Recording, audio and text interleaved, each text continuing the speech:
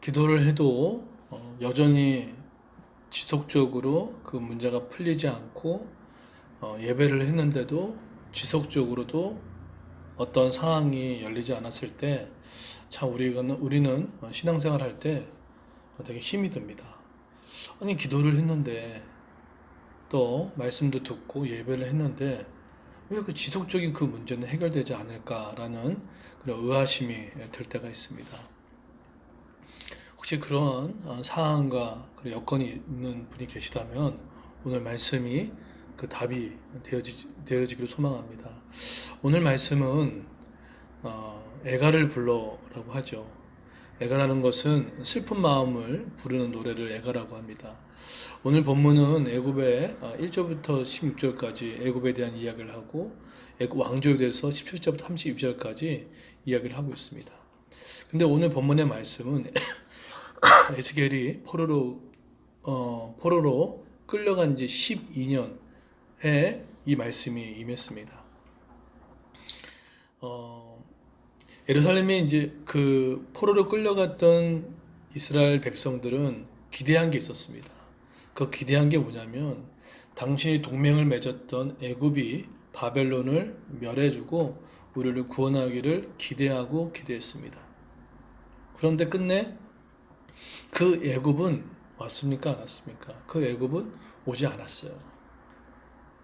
결국은 바벨론에 의해서 예루살렘은 멸망을 당했고 그 다음에 그 자기가 의지했던 애굽도 이제 멸망당할 것이라는 이야기를 들리게 됐던 것입니다. 그러니까 유배지에 끌려갔던 이스라엘 백성들 마음속에는 어떤 마음이 있었을까요? 야, 그 애굽을 의지하게 되면 바벨론도 멸하고 내 상황도 열어줄 거라고 생각했는데 아니 이게 어떻게 된 일이지? 라고 이렇게 생각을 했던 것입니다.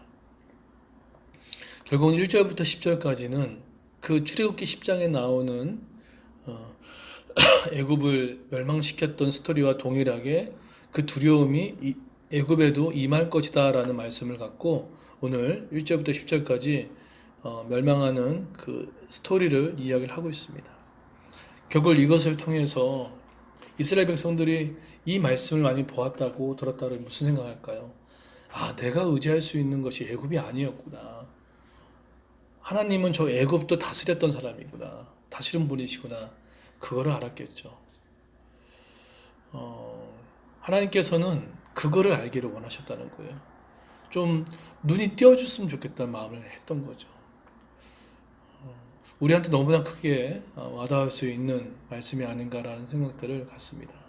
지금 내 상황 가운데 저 사람이 나의 상황을 움직여 줄 것 같고 저 부장님이 저 상사가 나를 움직여 줄 것 같고 저 남편이 나를 일으켜 세울 것 같고 저 부인이 나를 일으켜 세울 것 같고 나의 선배가 어떻게 보면은 내가 맺어놓은 동맹들이에요.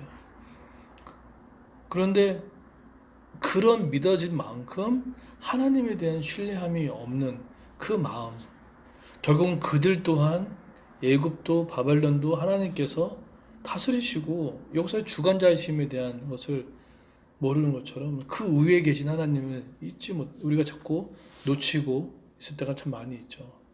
이게 참 어려워요. 왜냐하면 하나님은 보이지 않고 사람은 눈에 보이기 때문에 돈은 눈에 보이기 때문에 쉽게 의지하고 나갈 수 있다는 것이죠.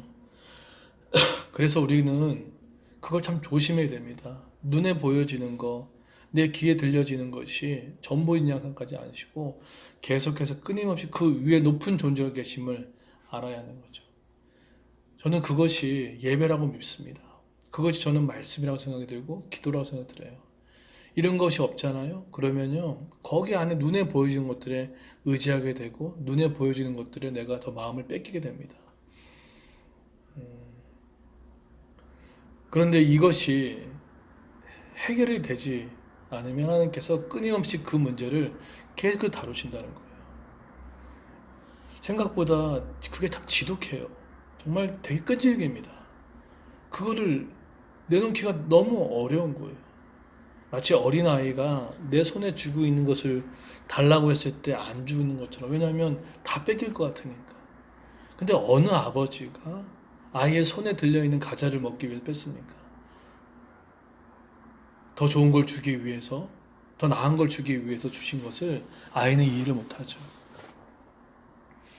우리의 육신의 힘으로 안 됩니다. 성령께서 구하셔서 하나님 이거를 내놓기를 원합니다. 내 남편을 내려놓고 내 부인을 내려놓고 내 지도자를 내려놓고 내 상황을 내려놓고 모든 상황을 주관하시는 것이 하나님이심을 믿을 수 있게 달라고 이 기도를 드려보십시오.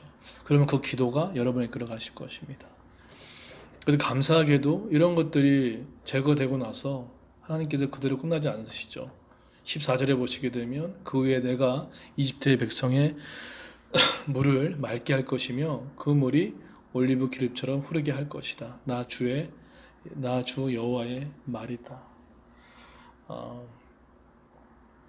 이렇게 모든 애굽의 모든 가축을 쓸어버리고 짐승도 살지 못하게 만들고 하는 이 모든 부분들, 결국은 그 멸망의 원인이 뭐였습니까? 교만이었거든요. 근데 이 애굽의 교만이 우리한테도 올 수 있다는 사실을 잊지 마십시오. 하나님을 멀리하고 가까이 하지 않는 게 그게 교만입니다. 그러면 우리 마음 가운데 슬픈 마음이 있을 수밖에 없다는 거예요.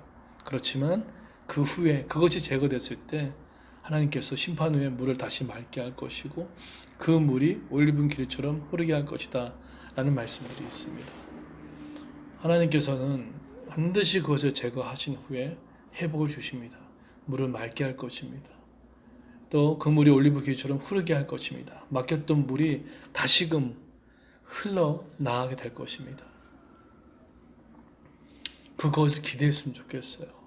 그것을 기대했으면 좋겠습니다. 지금 우리에게 짓눌려 있는 것들, 내 안에 그것이 빠지지 않아서 힘들어서 있는 것들, 그것이 빠지게 되면 틀림없이 물이 맑게 되고 내 삶의 맑아짐을 경험하게 될 것이고, 고여있던 사람의 관계, 고여있던 교회 문제, 고여있던 공동체의 문제, 고여있던 자녀의 문제, 남편의 문제, 재정의 모든 문제가 다시 흘러갈 것입니다. 다시 흘러갈 것이에요. 그 하나님은 심판이 목적이 아니라 심판 후에 회복으로 하기를 원하시는 분임을 잊지 않았으면 좋겠습니다.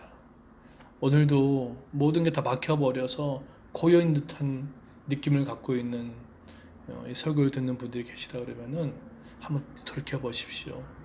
내가 그 물을 막고 있는 그 교만이 무엇인지, 내가 어떤 애굽을 의지하고 있고 어떤 바벨론을 의지하고 있는지를 그거 해결하셔야 됩니다. 해결하셔야 됩니다. 그래야 맑은 물이 흐르게 됩니다. 오늘도 그 애굽을 내 안에 지워버리고 내 안에 멸해서 다시금 내 인생 가운데, 교회 공동체 가운데, 내 삶에 주시는 흘러가는 영적인 기름, 그런 구름들이, 그런 일들이 생겨나기는 은혜를 경험하는 저 여러분 되기를 예수님으로 축원드리겠습니다.